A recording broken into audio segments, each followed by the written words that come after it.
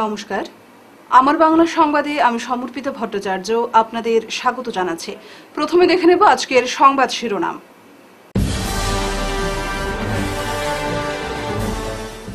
Voter সূচিতেই নাম নেই, তবু বিজেপি প্রার্থীর মনোনয়নপত্র গৃহীত।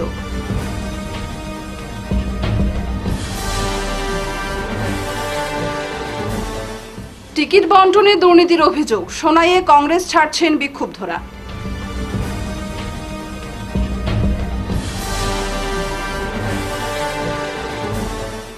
বিভিন্ন কর্মসূচিতে হনুমান জয়ন্তী পালিত, শিলচরে বিশাল শোভাযাত্রা।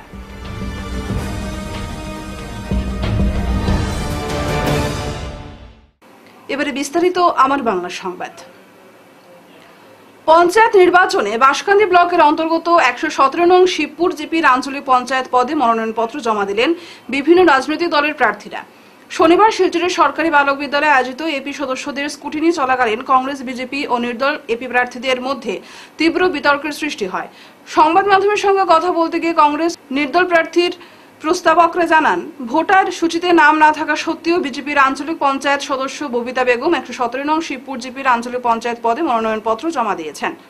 বিষয়টি নজরে আসার পর দুজন প্রার্থীর প্রস্তাবকরা মিলে একটি লিখিত অভিযোগ সরকারি আধিকারিকদের হাতে তুলে দেন, কিন্তু তারা সরকারি তরফে কোনো সদুত্তর পাননি বলে জানিয়েছেন। এদিকে স্কুটিনিতে থাকা সরকারি আধিকারিকরা বারবার সাপ্লিমেন্টারি ভোটার তালিকা দেখিয়ে বিজেপি প্রার্থী ববিতা বেগমের মনোনয়নপত্র গ্রহণ করেছেন। উল্লেখ্য, ২০২৪-এর ভোটার তালিকা অনুযায়ী এবারের পঞ্চায়েত নির্বাচন অনুষ্ঠিত করতে যাচ্ছে নির্বাচন কমিশন, কিন্তু ২০২৪-এর সূচিতেই বিজেপি প্রার্থী ববিতা বেগমের নাম নেই। তবে কিভাবে তার মনোনয়নপত্র গ্রহণ করা হয়েছে, এদিন এই প্রশ্ন তুলেছেন তারা। যারা আসে তার কাছে অথরিটি হাইয়ার কাছে রিটেন একটা অ্যাপ্লিকেশন দিয়েছি আমরা, কিন্তু তার থেকে আমরা কোনো সুদুত্তর পাইছি না এখন পর্যন্ত। এর লাগিয়া আমরা হাইয়ার অথরিটির কাছে মুভ করবো এটা নিয়ে। আর এখন কথাটা হয়েছে যে ভোটার লিস্টের নাম না থাকার পরেও তারা করছে যে সাপ্লিমেন্টারিটা অ্যাকসেপ্টেড। সাপ্লিমেন্টারি কীরকম অ্যাকসেপ্টেড করা যায়, যখন ভোটার লিস্টের টাইমটা যখন এটা এসে ফাইনাল ভোটার লিস্ট, এটাতে ক্লিয়ারলি দেখা আছে ফাইনাল ভোটার লিস্ট, এটাতে নাম নাই। এর আছে ক্রমিক নম্বর 689, আর তারা হচ্ছে 689 লাগাতে এটা দিয়ে অন হয়ে গেছে। 690টা হচ্ছে তার ক্রমিক নম্বর, এটা হচ্ছে সাপ্লিমেন্টারি যদি ওটা এটার লগে এড হইয়া প্রিন্টেড একটু আজকে এটা আমি এখন প্রিন্ট করছি জাস্ট, এটার লগে ওটা এড হইয়া বা হয়তো আসলো, কিন্তু এটার লগে কোনো এড হইয়া না বা হইয়া সাপ্লিমেন্টারি তারা বারবার আমার দেখা সাপ্লিমেন্টারি আলাদা জিনিস। এটার লগে এটার হয় না কোনোটা। তো এর লাগে আমি এখন তার কাছে কোনো সুদুত্তর পাইছি না। আমি আমার আগে হাইয়ার অথরিটির কাছে আমি মুভ করবো এটা নিয়ে, আর যা করার আমি করবো এটা আইনিকভাবে ন্যায়িকভাবে যে করা যায়। এদিকে স্কুটিনি চলাকালীন বিষয়টি নিয়ে বিজেপি প্রার্থী ববিতা বেগমের প্রস্তাবক সহ বেশ কয়েকজন সমর্থকরা রুমে প্রবেশ করে কংগ্রেস প্রার্থী রুমিয়ারা বেগম মজুমদার ও তার সমর্থকদের উপর আক্রমণ করার প্রচেষ্টা চালালে পরিস্থিতি উত্তপ্ত হয়ে ওঠে। খবর পেয়ে সদর পুলিশ সহ বিশাল সিআরপিএফ বাহিনী সেখানে উপস্থিত হয়ে পরিস্থিতি সামাল দেন। এদিকে ঘটনাকে কেন্দ্র করে কংগ্রেস প্রার্থী রুমিয়ারা বেগম মজুমদার ও নির্দল প্রার্থী নাজরিনের প্রস্তাবকরা শীঘ্রই বিষয়টি জেলাশাসকের কাছে তুলে ধরবেন বলে জানিয়েছেন। এইখানে 689 যে নামটা আছে এটার পরে ক্লোজ করে দেওয়া আছে। যখন একটা ইলেকশন কমিশন ডেটা দেবে ফাইনাল ইলেকট্রাল রোল, এখানে ক্লোজ। এরপরে যে নাম উঠবে না এমন কিছু, নাম উঠতে পারে, but he or she should not contest election. They are not authorise to contest election. আমি আজকে আমার নাম আয় জায়গায় উঠাতে পারি, আজকে নতুন পিটিশন দিয়ে নাম উঠাতে, কারণ এটা ভোটার অধিকার আছে নাম উঠানো, কিন্তু নাম উঠাতে গিয়ে যে পঞ্চায়েত খেলতে পারবে এটা হবে না, কারণ আমাদের গাইডলাইনটা আছে 25-এ সাপ্লিমেন্টারিতে উঠিয়ে খেলানো হচ্ছে। আমরা বারবার প্রেয়ার দিয়েছি, প্রেয়ার রিজেক্ট করা হয়েছে এবং আমাদের ক্যান্ডিডেটের কোনো কথা মানা হচ্ছে না। আমরা এটা নিয়ে হাইয়ার অথরিটির কাছে যাবো এবং আমরা এখনও বিশ্বাসী যে election commission of Assam, election commission of India আমাদেরকে ন্যায় বিচার দেবে। আর যদি ন্যায় বিচার না পান তাহলে আমরা পরবর্তীতে ডিসকাস করবো কি করা যায়, কারণ নির্বাচন তো খেলতে হবে আমাদেরকে। আমরা মাঠেও জবাব দেবো, আমরা আইনেও জবাব দেবো। আচ্ছা, দেখা গেছে এখানে তো ওরা কম্পিউটারের মধ্যে ওনার নাম আছে বলে একটা কাগজ আপনাকে দেখাচ্ছে, ওরা সাপ্লিমেন্টারি পেজটা দেখাচ্ছে। আমাদের এনরোলমেন্ট লিস্ট ক্লোজ হয়ে গেছে, এখানে ওরা সাপ্লিমেন্টারি দেখাচ্ছে। কালকে 90 হয়েছে, তো পরশু 92 হতে পারে, 95 হতে পারে এটা। বাট ওরা ইলেকশন খেলার এন্টারটেল না, ইলেকশন ওরাই খেলবে যার ভোটার দিতে এখানে নাম আছে। যেটা কাগজ দেখা যায় এটা দিয়ে ইলেকশন খেলা যায়। যদি এতেও কাজ না হয় তাহলে তারা আইনের আশ্রয় নিতে বাধ্য হবেন।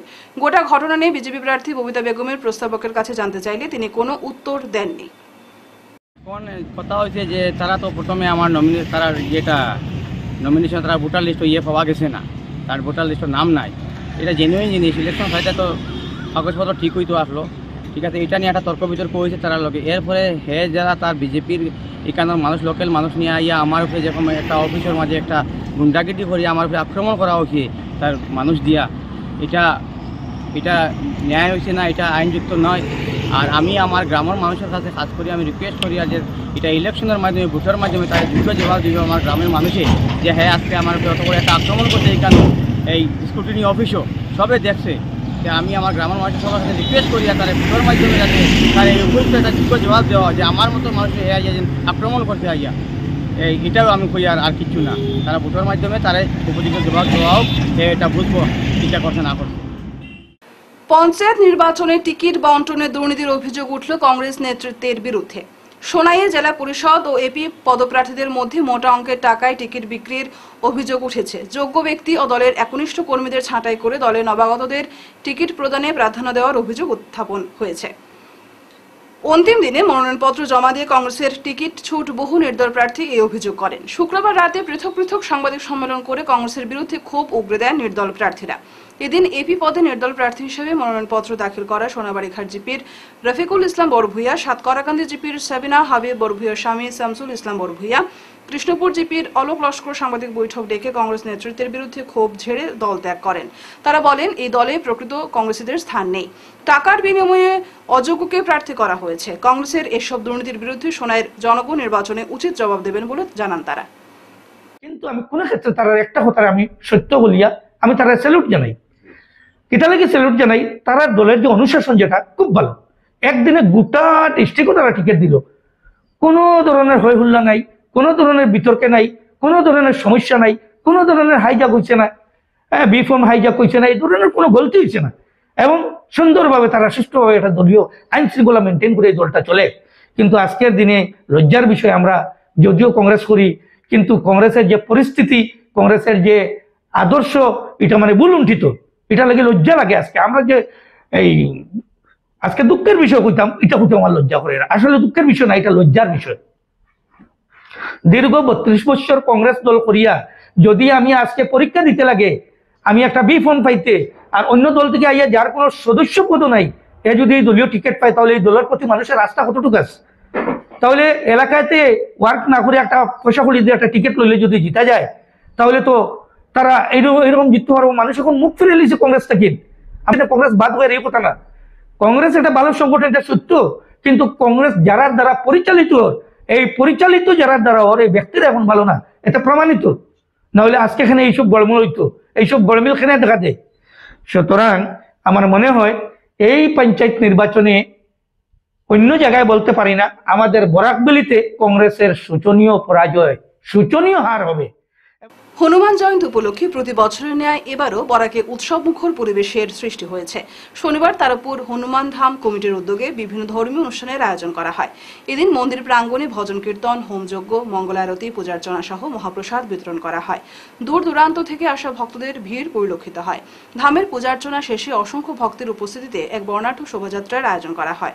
সুসজ্জিত বিভিন্ন ট্যাবলোতে শিশুদের রাম, সীতা, লক্ষ্মণ ও হনুমান সাজিয়ে বসানো হয়। শোভাযাত্রাটি শহরের বিভিন্ন পথ পরিক্রমা শেষে তারাপুর হনুমান ধামে এসে শেষ হয়।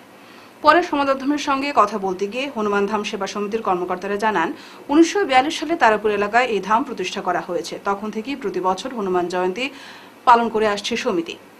সকলের সম্মিলিত প্রচেষ্টায় হনুমান জয়ন্তী সুন্দর ও সফলভাবে সম্পন্ন হওয়ায় উপত্যকার প্রত্যেক জনগণকে ধন্যবাদ ও কৃতজ্ঞতা জ্ঞাপন করেছেন সমিতির কর্মকর্তারা। कि प्रत्येक वर्ष के भांति इस वर्ष भी लगभग 32 सालों से आदर्श भक्त मंडल हनुमान जन्म उत्सव का भव्य आयोजन कर रहा है। आदर्श भक्त मंडल और आदर्श भक्त महिला मंडल ने आज सुबह नरसिंह अखाड़ा मंदिर में 7:30 बजे से भव्य हवन का आयोजन किया। 70 स्वामिनियों का प्रसाद गोपाल अखाड़ा और नरसिंह अखाड़ा दोनों मंदिरों में लगा। उसके बाद हनुमान धाम तारापुर के साथ मिलकर एक भव्य नगर परिक्रमा निकली, और वो नगर परिक्रमा जो आपको बताऊं कि पूरा शहर जो है वो केसरिया हो गया था। और उसके बाद जब हम आगे बढ़े, उसके बाद हमारा जो यहाँ महाप्रसाद का आयोजन था, लगभग 4000 भक्तों ने यहाँ पे महाप्रसाद किया। और मैं आपके चैनल के माध्यम से ये कहना चाहूंगा कि प्रशासन ने भी रिडक्शन का पूरा बाजार है, और बंगाली न्यू ईयर जो हम लोग अब जल्द मनाने जा रहे हैं, उसके बीच में जिस तरीके से प्रशासनिक सेवाएं हमें मिली, मैं प्रशासन का तहे दिल से धन्यवाद करना चाहूंगा। और इतनी गर्मी के बावजूद भी जिस संख्या में भक्तगण जुड़े और जगह जगह पानी के पॉइंट, शरबत के पॉइंट भक्तों ने लगाए, उन सबका आभार व्यक्त करना चाहूंगा। अब हमारा जो विशेष कार्यक्रम है संध्या 7 बजे हमारा नरसिंह अखाड़ा मंदिर में होने जा रहा है, जिसमें विशाल भजन संध्या का आयोजन किया है। उसके बाद जो विशेष आकर्षण रहता है वो हनुमान जी को 56 तरह के 56 आइटमों के अलग अलग भोग लगते हैं। স্বাদে গুণে সেরা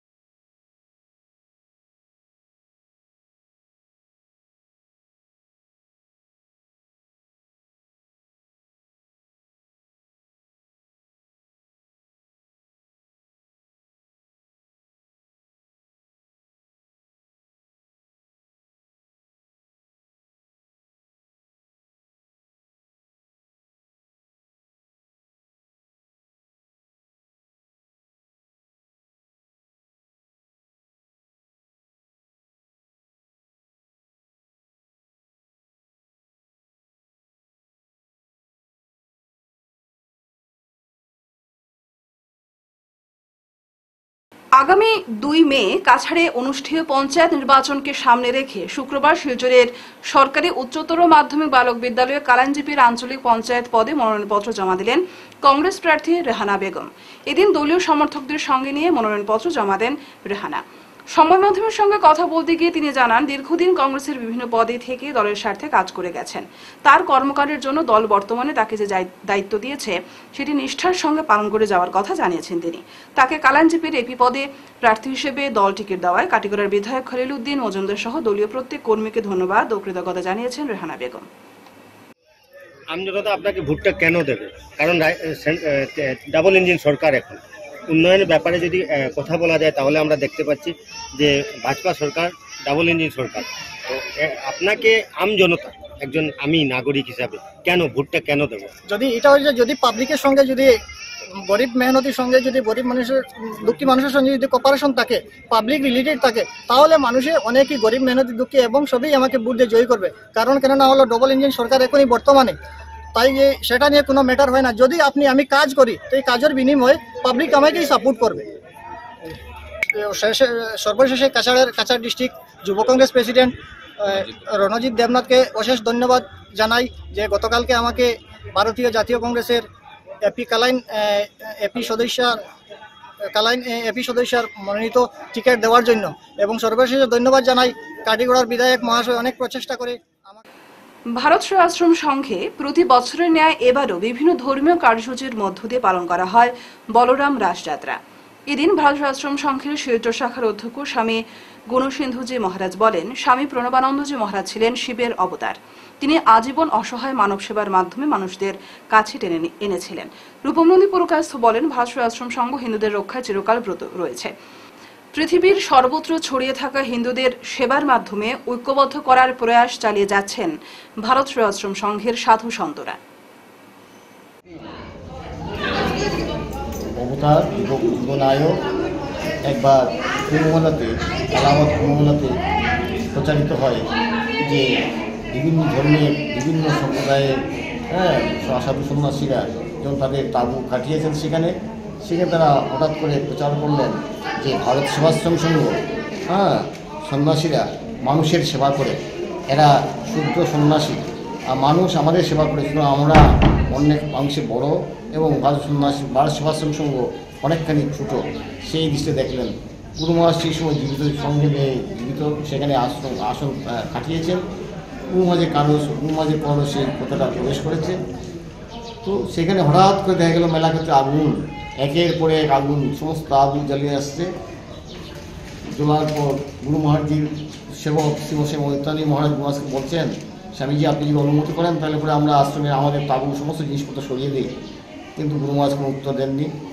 যখন একে একে সমস্ত তাবু জ্বলার পর রামকৃষ্ণ মিশনের প্রতিষ্ঠিত সেই বুক স্টল পর্যন্ত আগুন চলে আসছে, এইবার আবার স্বামীজি ওই গুরু মহারাজের কাছে আবেদন জানান, স্বামীজি রামকৃষ্ণ মিশনের ওই বুক স্টল পর্যন্ত আগুন লেগে গিয়েছে, এখন আমাদের যদি আপনি অনুমতি দেন তাহলে ঘরে শুধু সরিয়ে নিতে পারি, তাইলে পরে আমরা আগুন রাখতে ব্যস্ত পারি।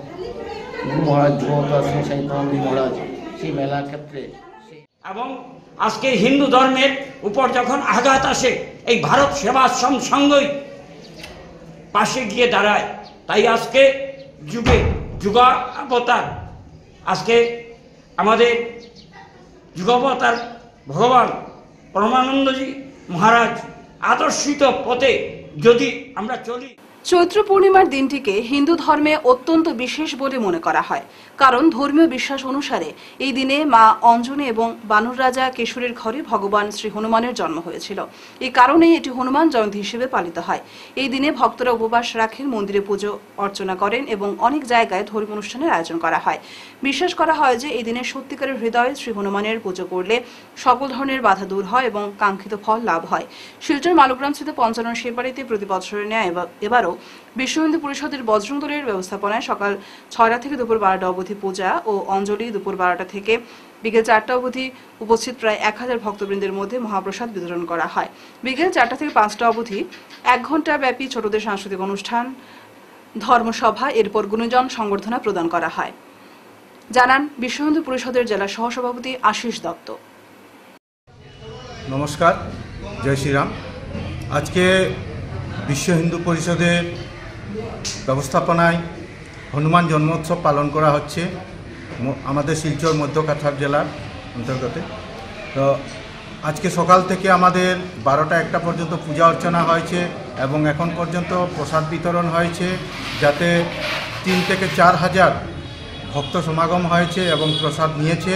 এবং আমাদের অল্প সময়ের মধ্যে আমাদের শুরু হবে সন্ধ্যা আরতি, তারপরে আমাদের আছে ধর্মসভা, গুণীজন সম্বর্ধনা এবং তারপরে সাংস্কৃতিক অনুষ্ঠান আছে।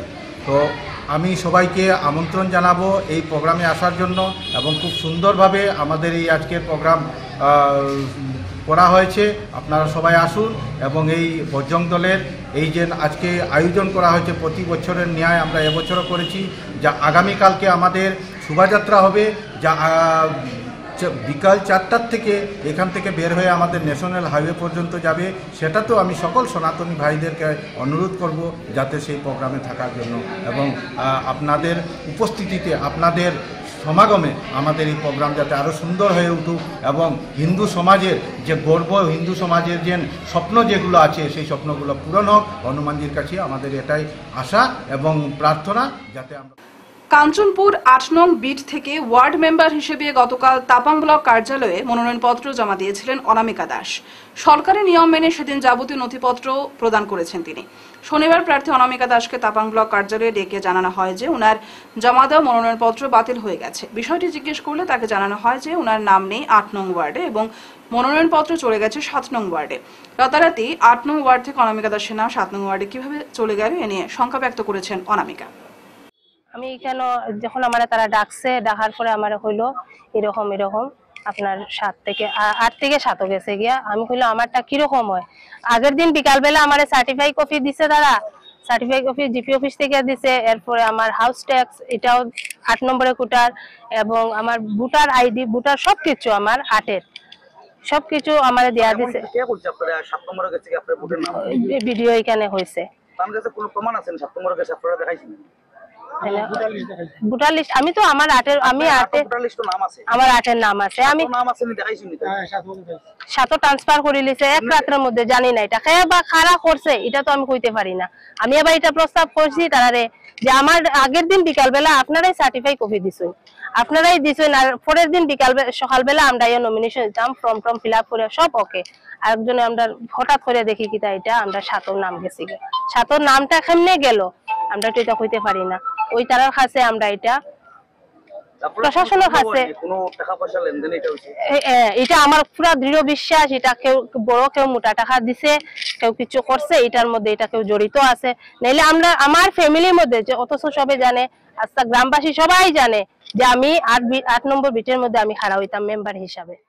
2024-25 শিক্ষাবর্ষের মাধ্যমিক পরীক্ষায় হাইলাকান্দি জেলার অন্যতম শিক্ষা প্রতিষ্ঠান রাঙ্গাউটি প্রথম খণ্ডস্থিত আল আমিন সিনিয়র সেকেন্ডারি স্কুল চমকপ্রদ ফলাফল অর্জন করে জেলাবাসীর মুখ উজ্জ্বল করেছে। এবছর বিদ্যালয় থেকে মোট 28 জন পরীক্ষার্থী পরীক্ষায় অংশগ্রহণ করেন এবং সবাই সফলভাবে উত্তীর্ণ হয়েছেন, যার ফলে পাশের হার দাঁড়িয়েছে 100%।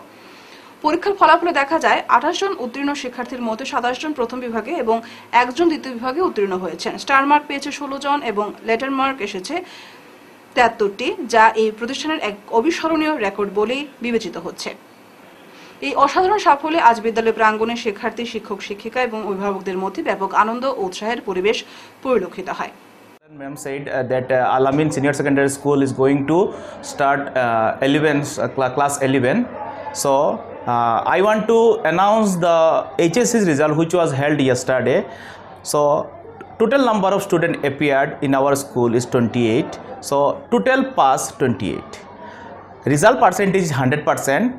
Among this student, first division 27 students scored first division. 1 student only scored second division. Total number of star 16 number and total number of letters is 73. If I say letters in details, then general science 25 letters, elective 27 letters, general maths 14 letters, social science 3 letters, English 2 letters and MIL 2 letters. So total number of letters 73 letters. শেষ করার আগে বিশেষ আমার বাংলা খবর আরো একবার।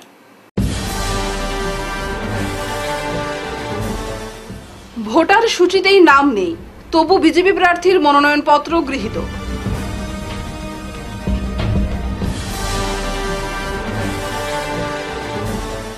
Ticket বন্টনে দুর্নীতির অভিযোগ, সোনাইয়ে কংগ্রেস ছাড়ছেন বিক্ষুব্ধরা।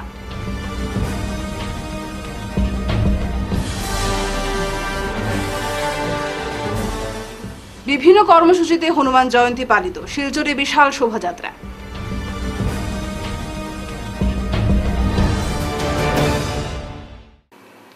এখনকার মতো আমার বাংলা সংবাদ এ পর্যন্তই। নমস্কার।